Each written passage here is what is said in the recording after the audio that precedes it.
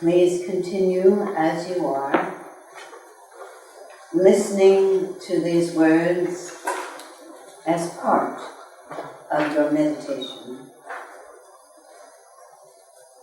These words are from the Mandukya Upanishad, translated by our Guru, Sri Brahmananda Saraswati. And feel as though these words are just for you, to remind you of who you really are. Aham Brahmasmi.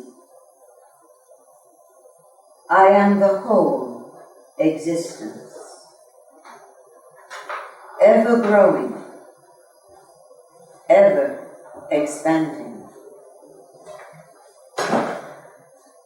Like the sky, I am beyond contamination. Like the sun, I am distinct from things illumined.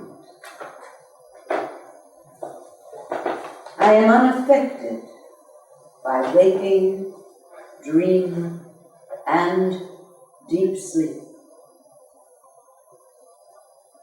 I am pure self, Atman, self-effulgent and transcendent.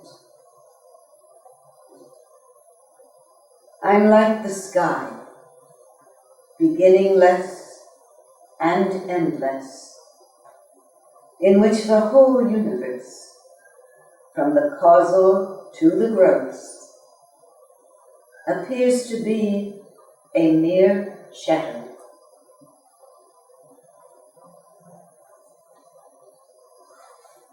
I am verily pure consciousness, Brahman, one without a second. Brahman, which is the support of all, which has infinite forms, which is omnipresent, omniscient, omnipotent. And so, the enlightened one realizes his indebtedness to his teacher, his Guru, through whose grace he has attained the splendor of the sovereignty of self-effulgence. Therefore, prostrating himself before the teacher, he says, "O beloved Lord, out of sheer grace, you have awakened me."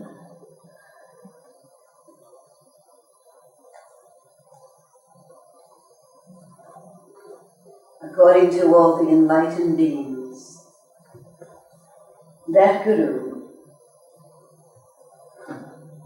the true teacher, lies within each one of us. And it is through all our waking and dreaming states that the Guru continues to guide, to teach us, to awaken us. Through meditation, when we have gone beyond the thinking mind, beyond the senses, beyond the body, through meditation, the Guru's speech is silent, but comes as a thunderbolt to awaken us out of our deep sleep of ignorance. So let's all take these moments, which are given to us as a golden opportunity, to drop all things of the world, all memories, all our empirical knowledge,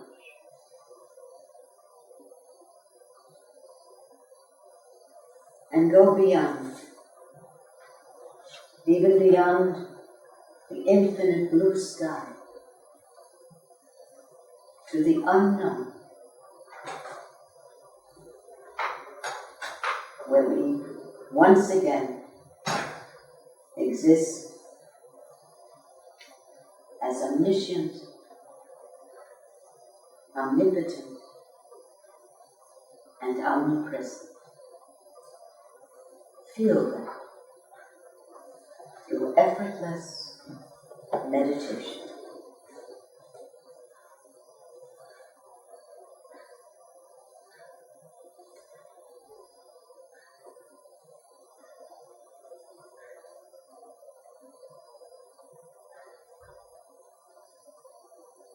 It's particularly wonderful because to look out and see all of you, especially new people, so-called new people, because we were, it's going to be 16 years now, I think, RT run, since 1993, I forgot, since Sri Brahmananda left his body, and many people were wondering if the ashram could continue without the physical presence of Sadhguru.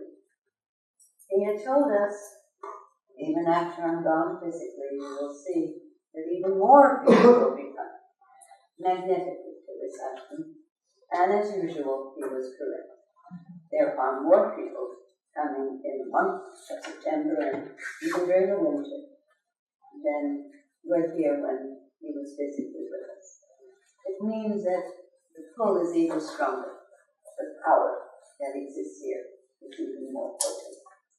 We're under a time constraint this evening because there is a cultural event planned for the Blue Sky Theatre, Blue Sky Center, I should say. Michael Brody is coming, and he's a delight. We'll all be heading over there at around 8:30 if we can. So I do want to get to these rather unusual and I think very appropriate readings for this evening. You know, it's funny, I've been carrying around, I'm not even going to get to it tonight, I don't think. As soon as we have more time for reading, I've been carrying around a story from Litsu that I can't wait to read to you. It's our story. It's called The Man Who Got Upset Over Nothing. And every week, or sometimes. That's what I did. I made it impossible not to read. I love it. I have to read it. I'm asking all. I have to read it. I won't do that. Okay. This is from Litsu, and it's short. There was a man who was born in the country of Yen, but grew up far away in the land of Chu. In his old age, Myra Litsu was a great Taoist master. In his old age, he had a longing for his homeland and decided to return there to live. As he journeyed toward his country of birth, he passed through the country of Qin. His companions on the road, recognizing that he was passing through his own country, decided to play a trick on him. I'm sorry, he had come from the country of Yen, but grew up in the land of Chu. As he journeyed toward his country of birth, he passed through the country of Qin, completely different country. His companions on the road decided to play a trick on him. So one of them said, "This is your hometown?" The man became silent and thoughtful. Another friend pointed to a building and said, "Look, over there is your neighborhood temple." The man sighed deeply. One companion led him to an abandoned house and said, "Here is the home of your ancestors." The poor man broke down in tears. Another companion, another trickster, motioned him toward a group of tombstones and said, "Right here, your ancestors are buried." Now the man began to weep loudly and bitterly. Well, seeing his distress, the friends decided the joke was over. So they told him they were just playing a trick on him all along.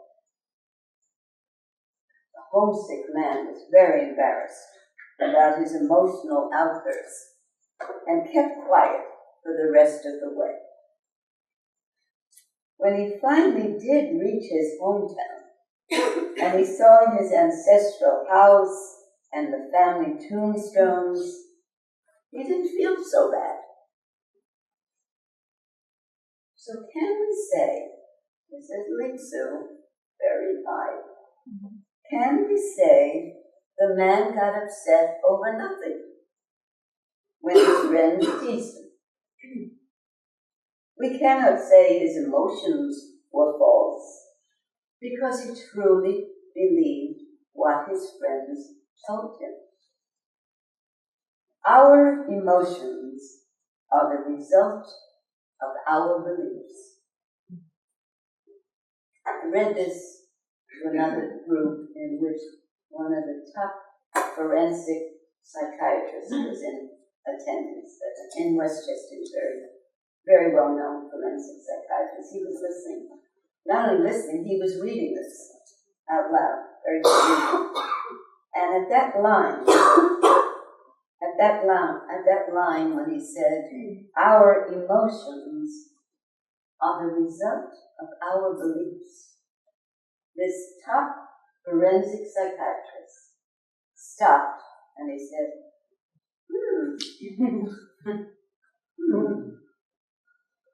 He was hearing that for the first time. Litsu, at that moment, became his guru. Our emotions are the result of our beliefs. They have nothing to do with what is really out there. If we believe one thing, then certain emotions will follow. If we believe some other thing, we will experience different emotions. Understanding this, the homesick man realized that his emotions depended on what he believed he saw, not what was really there. So when he finally reached his homeland, he was less attached to his longings, and as a result, his feelings were less stirred by his surroundings. This story is so deep that you have to take it home and let it be reflected in your own life. How many of our emotions are not based on what we believe we see, on what we believe we hear, rather than the reality? You wanted to hear this story, now you're very serious. The man or woman who got upset over nothing. I myself woke up this morning and something that had been troubling me all week was seen in a different light when I woke up. And I laughed. And I said, just changing my viewpoint, change the way I was feeling about the same thing. This story will vibrate in you. It's from Bhikkhu, a Taoist master. Any questions about it? Sometimes we imagine someone is insulting us, right? And we discover that the man hardly understands English. He doesn't even know what he's saying. But we go home and we decide to write a letter to him. And he's just used a word incorrectly. But because of old associations with that language or that criticism, we have a reaction as if the man really did insult us. Even though if we look back, he seemed to be smiling when he said that. We have to really check out the reality of what we think is being said, what we think we've actually seen. Because so much is colored by our experiences from the past. Would you all agree with that? Well, I'm glad I finally read it. You are a persistent group. I said that to another group, they didn't care. Well, although the title was amusing, this one will be even more so if you haven't seen it on the blackboard. But it's always, Taoist masters always have this wry sense of humor, but behind it is something truly serious and transformative for us. This again, I've read before from this recently. This again is from The Empty Boat. And if any of you saw the title of tonight's talk on the blackboard, it was tongue-in-cheek, I guess, the value of uselessness. The value of uselessness. Some of you were smiling because it's a really bizarre title. Mm-hmm. But you will find the unexpected at this Ananda ashram, founded by this unpredictable but extraordinary group. He was the one who introduced us to all these different teachings. Teachings from Ritsu and Lao Tzu and Confucius and Mohammed, Shankaracharya and Krishnamurti. All the enlightened students were heard in this ashram. And including Gurdjieff's teachings. Listen with a playful mind, because that's the only way this will be able to ramrod its way past our egos, past what we think we know. Huitzu said to Chuangzi, by the way, The Empty Boat is a collection of Chuangzi's teachings, messages. Huitzu said to Chuangzi, all your teaching is centered on what has no use whatsoever. Chuangzi replied, every word, by the way, you shouldn't miss. Chuangzi replied, if you have no appreciation for what has no use, you cannot begin to talk about what can be used. If you have no appreciation for what has no use, you cannot begin to talk about what can be used. The earth, for example, listen to this example. The earth, for example, is broad and vast. But of all this expanse, a man or woman uses only a few inches upon which he happens to be standing at the time. Now, suppose you suddenly take away all that he is not actually using, so that all around his feet a huge gulf yawns, and he stands in the void with nowhere solid except under each foot. How long will he be able to use what he is using? Inches of land. You all understand the question. Huitzu said, well, it would cease to serve any purpose. Chuangzi concluded, this shows the absolute necessity of what is supposed to have no use. Want to hear that example again? That's how many do it? Very deep. I read it, laughed, and then decided to read it again. It resonated with me. I knew it was right. I said, what's he saying? Suppose, he says, the earth, for example, is broad and vast. But of all this expanse, a man still uses only a few inches upon which he happens to be standing at the time. You're sitting. So what? Depending on your weight today. You may use a foot, 2 feet, 3 feet, but it's only feet. Chuang-Tzu says, suppose you suddenly take away all that man is not actually using to stand upon, so that all around his feet a huge gulf yawns, and he finds himself standing in the void with nowhere solid except under each foot. Imagine it. You're standing on a few inches of land, and everything around you has been swallowed up in space. How long will he be able to use what he is using? Huizu said, well, it would cease to serve any purpose. Chuang-Tzu concluded. So this shows the absolute necessity of what is supposed to have no use whatsoever.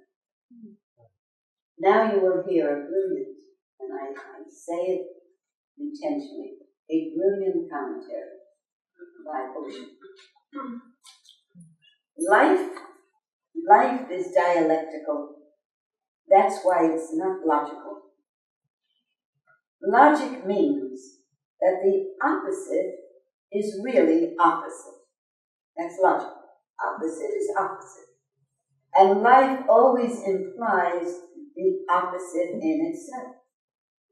In life, the opposite is not really the opposite. It is what's the other word? The complementary. It complements. For example, life exists because of death. Now you're coming on board about the value of uselessness. Life exists because of death. If there is no death, there cannot be any life. Death is not the end, and death is not the enemy. Rather, on the contrary, because of death, life becomes possible. Right? So death is not somewhere in the end. It is involved here and now. Each moment has its life and its death. Otherwise, existence is impossible. There is light. There is darkness. For logic, they are opposites. And logic will say, if it is light, there cannot be any darkness. And if it is dark, then there cannot be any light. But life says quite the contrary. Life says, if there is darkness, it is because of light. If there is light, it is because of darkness. Can I go on? Do we all agree with this? This is a very enlightening view. This is not easy. You have to take this in and see how it affects your understanding. Because this can be, I try not to read anything that isn't instantly transformative for all of us. We may not be able to see the other when it is hidden just around the corner. There is silence. If you're getting this, you'll be able to answer. There is silence because of noise. Somebody said noise. Sound. I guess you feel all sounded.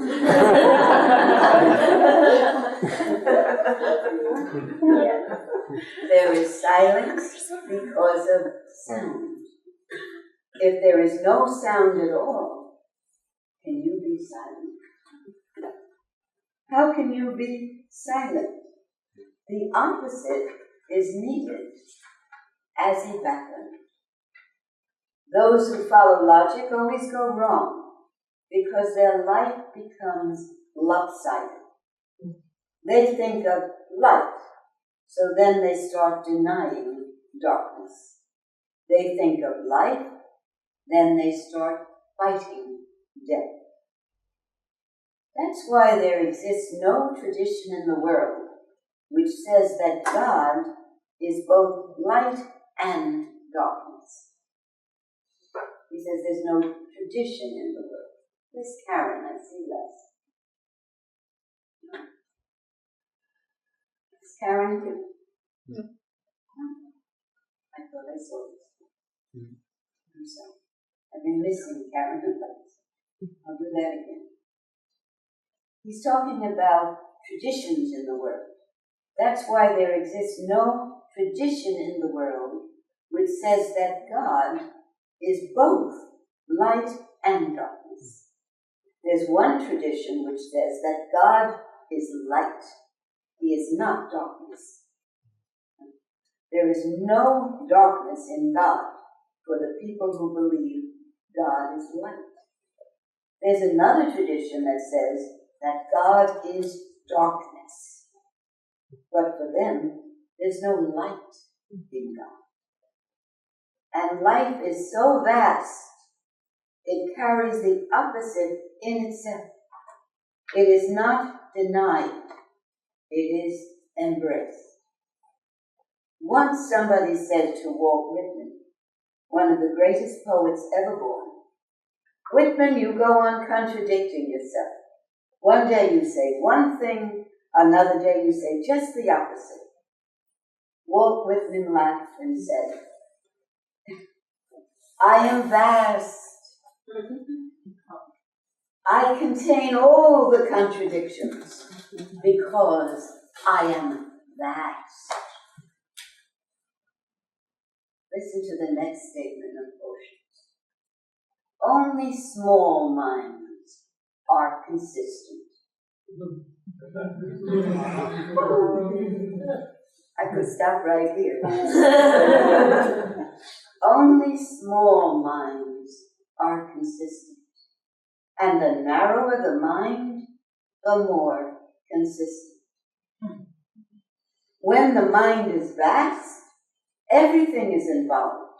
Light is there, darkness is there, God is there, and the devil is there also, in his total glory. God is there, and the devil also, in his total glory.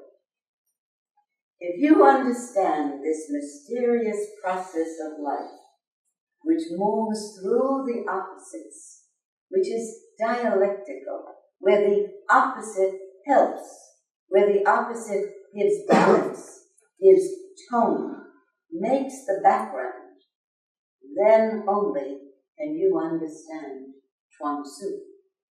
Because the whole Taoist vision is based on the complementariness of the opposites. They use two words. Who knows them? Yin and yang.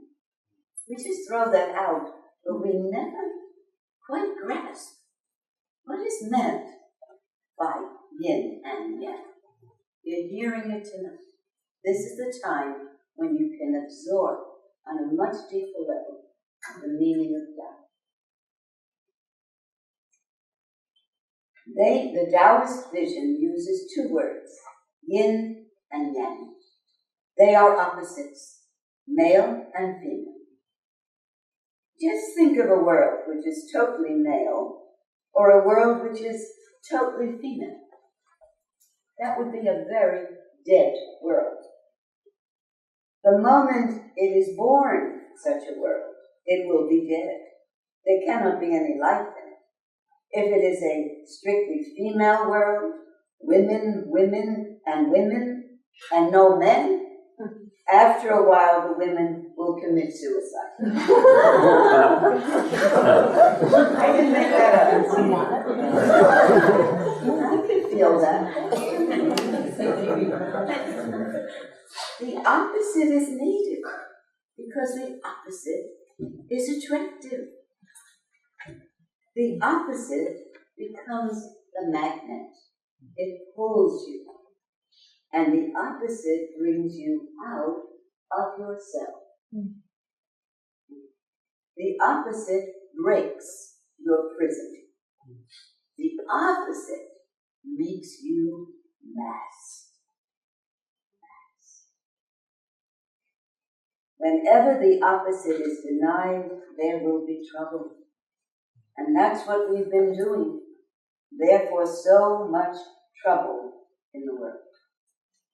Chuang Tzu says that if you deny the useless, then there will be no use. There will be no use in the world. If you deny the useless. If you deny the useless, which means you're denying the playful, the fun, there cannot be any work. There cannot be any duty or responsibility. This is very difficult because our whole emphasis is on the useful. By the way, if you're here tonight, our Guru told us that this reading was custom designed for you.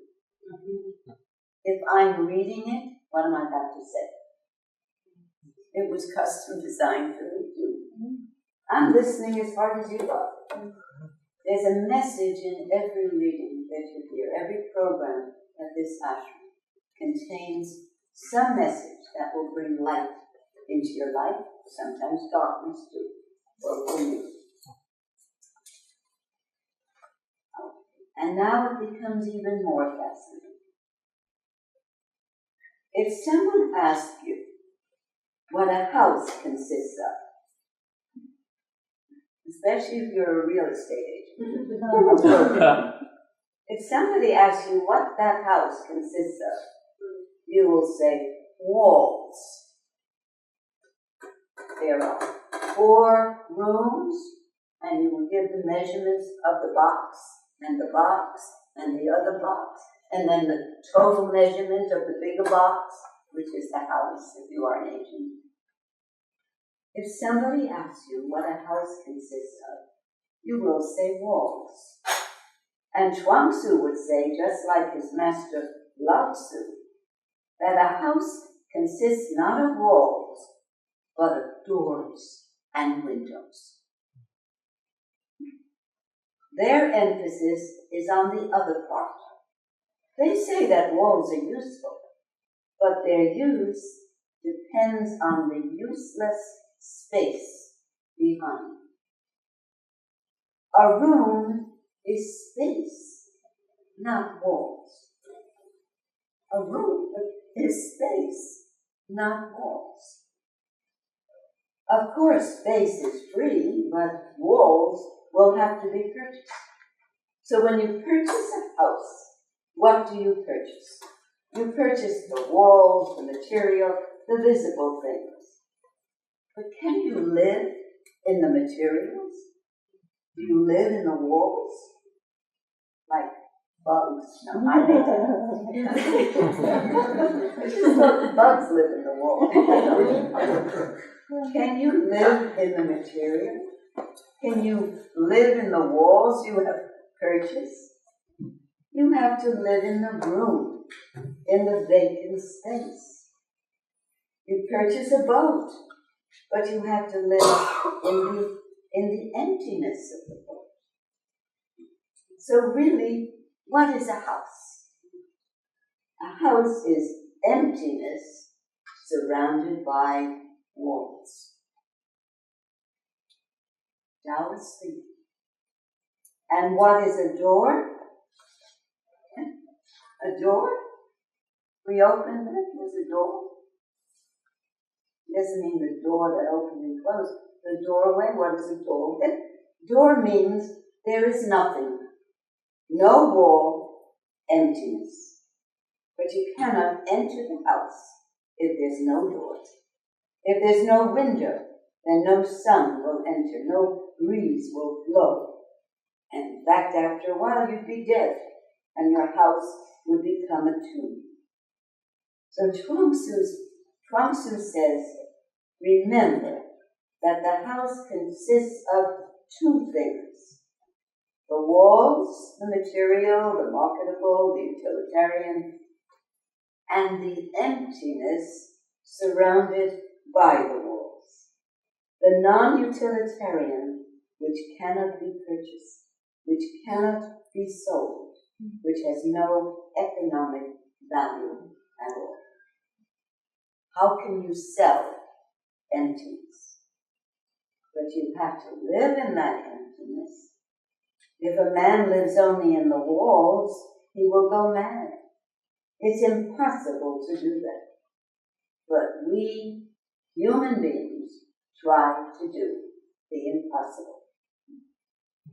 In life, we have chosen the utilitarian, the usefulness.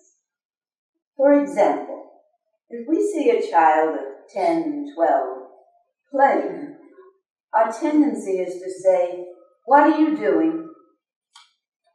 You've been playing for an hour. This is useless. Do something useful. Learn, read, at least do your homework, do something useful. Don't just wander around, don't be a vagabond. Don't laugh, we do this to our children. What were you doing out there? Well, I was sitting on the grass and I was looking for a 4-leaf clover so that we could have luck. And you'll never find a 4-leaf clover. Well, you go and read your books, that's it.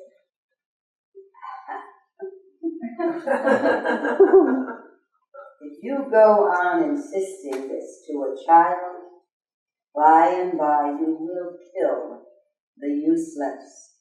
And then that child of ours will become just useful. And when a person is simply useful, he's as good as dead. Simply useful, I mean, that's all he is. Oh, you can use him. He's a mechanical thing now. He's just a means, not an end unto himself. You are really yourself, all of you and me. You are really yourself when you are doing something useless. Subramanya, what do you think? Are you with this? Yes. Then you can stay. When you are doing something useless like painting, just to paint, not to sell, just to enjoy. When you're gardening, just to enjoy. Lying down on the beach, not doing anything, just to enjoy. Useless, fun, sitting silently at the side of a friend. Much can be done in those moments. You could go to the shop, you could go to the market, you could earn something, you could change time into money, you could get a bigger and bigger bank balance because these moments will not come back. And foolish people say, I've heard it in my own lifetime, time is money. You've heard it too. I guess we've all met foolish people. Time is money. They know only one use for time, how to convert it into more money, and more money, and more money. In the end, you die with a big bank balance, but inside, you're totally poor, because the inner richness arises only when you can enjoy the useless. But fortunately, he met Sri Brahmananda when he was 6.5, and He was in law for about 6 years, and he said, this is not for me. This is not for me. Because he had all of this stirring inside of an old soul. But when he was 2.5, I remember I was very worried about him. Because I like to walk. And I would say, come on, Brett. Let's go for a walk. Why? To walk. We'll be in the fresh air. We'll see the cars go by. Why? Because it's fun. Mommy wants to have fun, don't you? Why? It's fun logic. And finally I said, Brett, trust me. We're going for a walk just to walk. And his next question was, where? I said, give me a hand.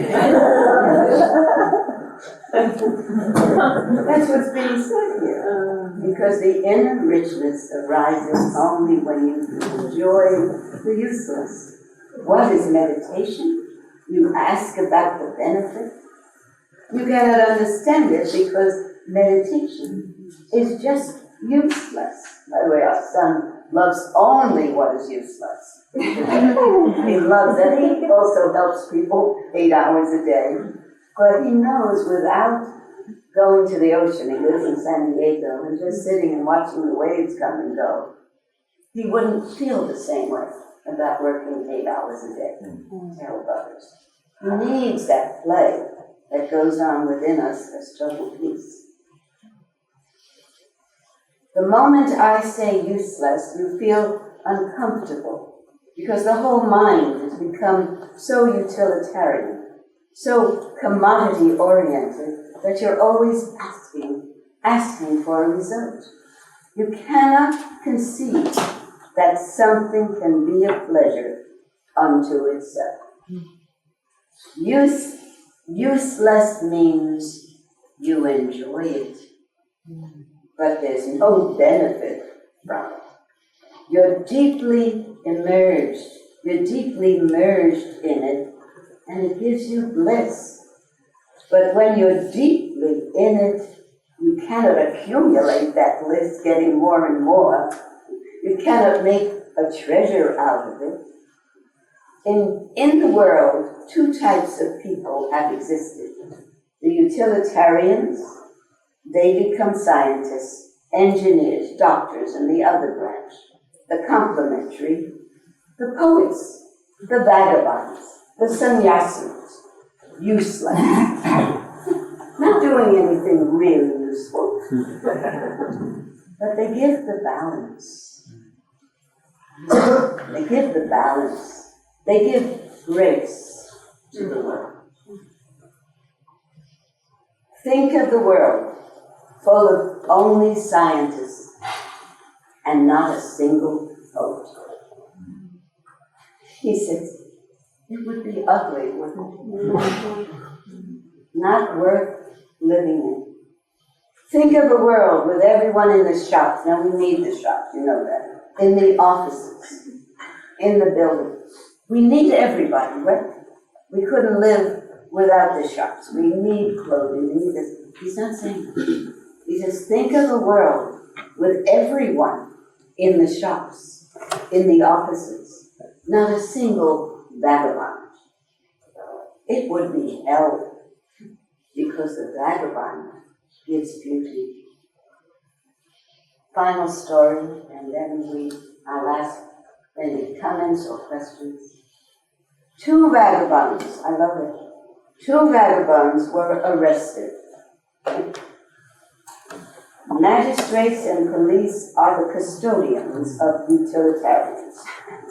They protect the utilitarians, because this useless part, these vagabonds, is dangerous. It can spread.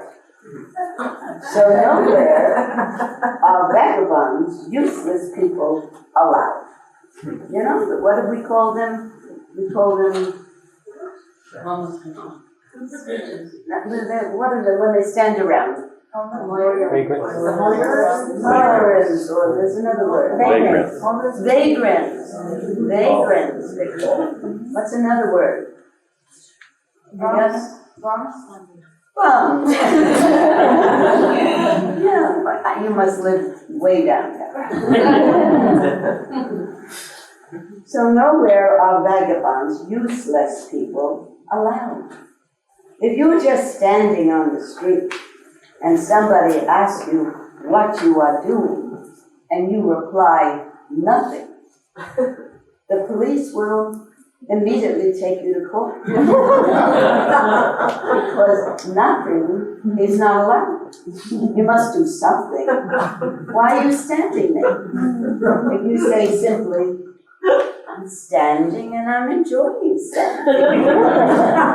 You're a dangerous man. You know when this was written. I didn't say that, that was here.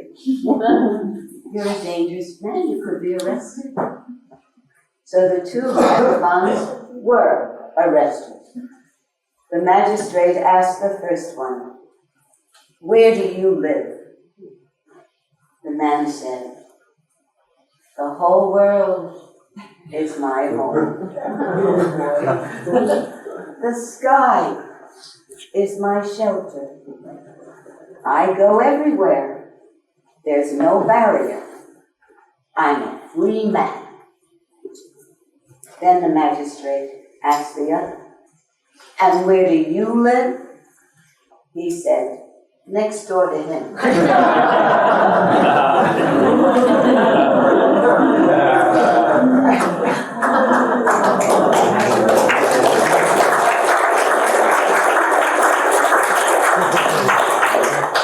We only have 5 minutes or so. Any questions about this or anything that came to your mind?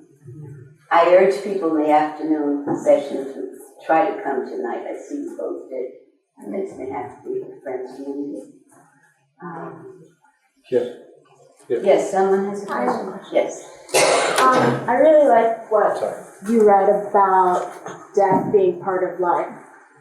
So my question is, if we're supposed to accept death as a part of life, then why is so much energy put to transcending death or trying to seek immortality into many religious traditions? Because what they're really talking about is not death of the body. They're talking about death of the ego, which can happen every minute. That's why he said life and death goes on every day. He wasn't talking about the world at large. When we're in the silence of the mind, in the meditative mind, there is death of the past, right? And there is a rebirth in this new moment. The more we do that, the more the past with memories, with wrong education, with wrong conditioning that prevents us from having the childlike enjoyment and bliss, that drops away. Virji spoke very often about the grunting, the nod of the heart. Even though you smile, you laugh, I know why you're all here, because he told us you're all missing something. It's called the missing syndrome. We talked about it in the afternoon. You've got this, you have youth, you have health, you have money, you have freedom, you have a big house, you have a big car, you have a big boat, you have a lover, you have a husband, you have a wife, you have children, you have everything. So why are you here, listening and enjoying this reading of the value of uselessness? Virji said it's because every time we attain what we think we need, we feel something's missing. What gives us that ache, what gives us that yearning, that tightness in our chest, where we find it difficult to breathe sometimes, not just the toxins in the air, it's the toxins of the mind. It makes it difficult to breathe in new life. It's because we carry the burden of the past, and we must die to them each and every day. And that's what the enlightened teachings are telling us. We have to transcend this life of body, mind, and senses so that we can enjoy the body, mind, and senses more. They're trying to break us from this habit. I'm sorry, not break us, but break us from this wrong identification with that which is not us, that which is perishable, that which changes. They're trying to force their way through all the accumulated knowledge so that we have direct contact in the state of witnessing, in the state of deep meditation with that which we really are. And when we're in that, we luxuriate. I hope you don't need more because it just stopped. Sometimes the answer flows and then stops because is that it? What I just said, don't think of it in words. Just feel. What happened to you as you listened to that? Gurdjieff used to make us laugh. He never asked how many people understood what was read tonight. He never asked that. Never asked that. Once in a while, as a joke, he would ask that. How many understood every word of what I was saying? But he never asked that. And if he did ask that, very few people raised their hands because he was speaking from up here. He said, never mind. How many of you feel more blissful now than when you came in?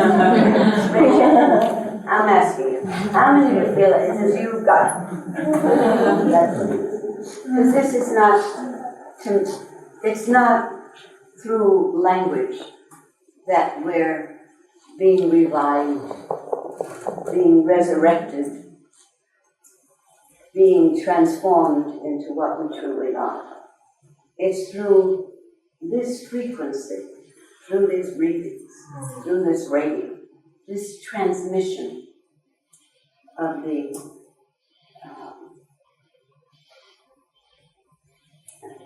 I have trouble finding that word. This transmission of your divine knowledge, which you receive from your divine knowledge. It's a circle. It's a circle. It awakens you, reawakens you to what you've always known. That you are not this mere body-mind entity.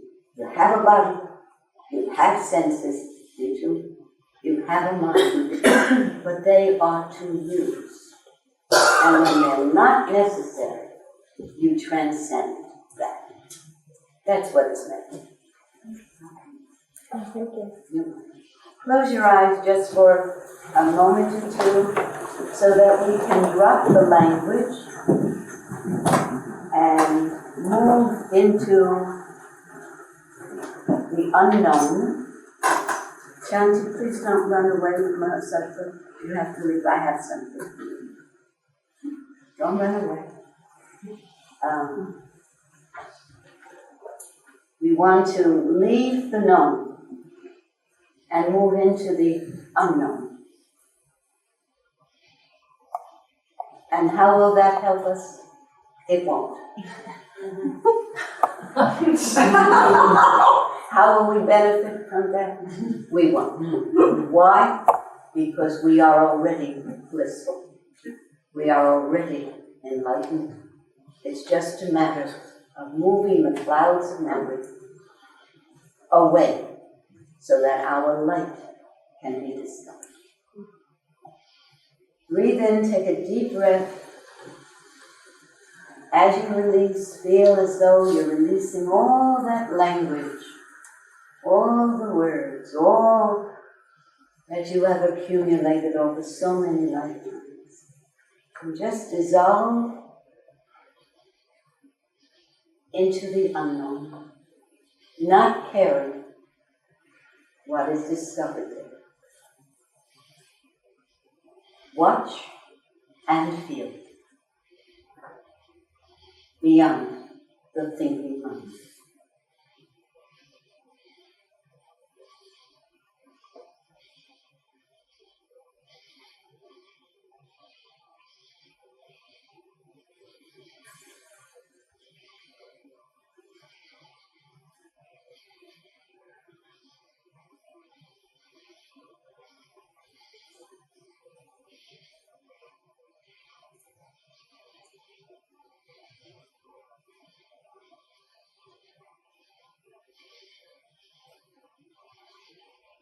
Sri Brahmananda would tell us that if you become aware of pulsations of energy in different parts of the body, it means the cells, the atoms, the molecules have been regenerated, revived,